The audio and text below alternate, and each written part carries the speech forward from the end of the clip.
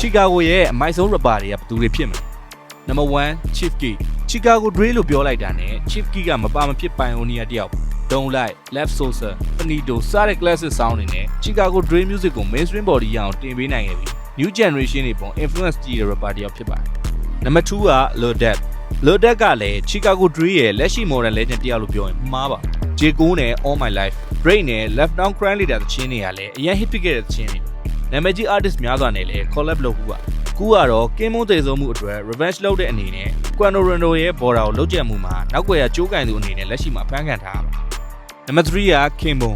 Moon ကလည်း Chief Keef နောက်ပိုင်း O-Block ကို race လုပ်ခဲ့တဲ့ rapper တယောက်ပါ storytelling တော်တော်ကောင်းတဲ့ rapper ဖြစ်ပြီး Crazy Story Took to the O ဆိုတဲ့တချင်းတွေနဲ့အတူသူ့ရဲ့ lifestyle တွေကြောင့်လူငယ်တွေကြားမှာအရန်ဟော့ခဲ့တဲ့ rapper တယောက်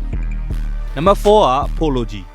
G ကလည်း Chicago rapper တယောက်ပါသူ့ရဲ့ melodic drill style အနေနဲ့အတူဖားပေါက်ဆိုတဲ့တချင်းနဲ့စပြီး hit ဖြစ်ခဲ့ပါတယ်သူ့ရဲ့ album ဖြစ်တဲ့ The Goat နဲ့ Hall of Fame ကလည်း game ထဲမှာရက်လူကြိုက်များခဲ့တဲ့ album တွေပါ Lil Wayne, Eminem, Juice WRLD တို့လိုနာမည်ကြီး artist တွေနဲ့ပါ collab လုပ်ခဲ့တဲ့ rapper တယောက်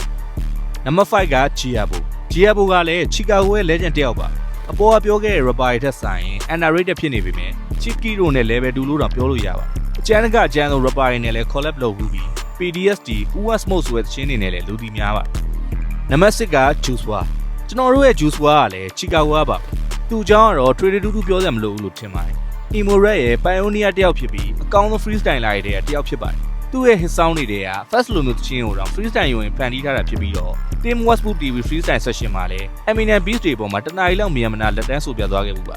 Number 7က Kanye West နောက်ဆုံးဆရာကြီးဖြစ်တဲ့ Kanye West ကလည်း Chicago ကပါ Kanye West က Atlanta မှာမွေးဖွားခဲ့ပေမဲ့ Chicago မှာကြီးပြင်းခဲ့တာပါ music နဲ့ fashion မှာလည်းအခုချိန်ထိ influence ကြီးနေတယ်ဖြစ်ပါတယ် AOA ရဲ့ Hybrid Evan ကလည်း fan ရင်ထဲမှာအခုချိန်ထိရှိနေတယ်ဖြစ်ပြီး sampling မှာလည်း God tier level ထိသတ်မှတ်ခံခဲ့ရတဲ့သူတယောက်